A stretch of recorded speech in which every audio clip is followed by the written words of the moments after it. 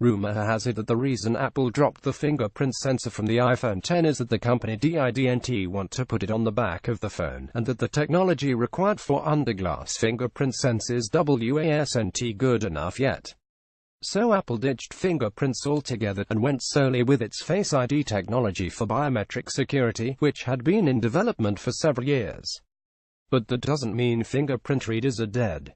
They're still faster and they can be more convenient in many situations than facial recognition. And just because we're seeing more and more full-screen phones with slim bezels doesn't mean fingerprint sensors need to be on the back or sides of a phone. Synaptics says it's begun mass production with a top 5 OEM and plans to show off a soon-to-be-announced Tier 1 customer phone using the company's indisplay fingerprint sensor at CES in January.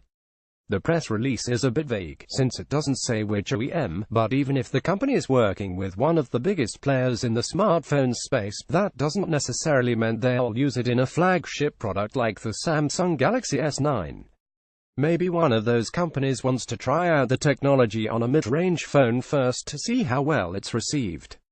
Anyway, Synaptics calls its technology Clear ID, and says that the sensor will magically activate in the display only when needed, so you don't have to worry about accidentally scanning a fingerprint when you're just using your phone, or about the sensor ruining your battery life by constantly working even when you're not trying to log in to anything.